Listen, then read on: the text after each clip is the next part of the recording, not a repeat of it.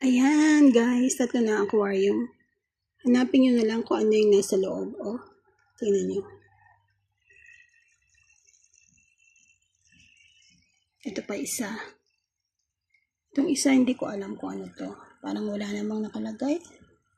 Wala siyang tubig guys. Ayan siya, walang tubig. Hindi ko alam kung ano nakalagay dito. At itong isa, ayan. Hanapin nyo kung ano laman. O, di ba?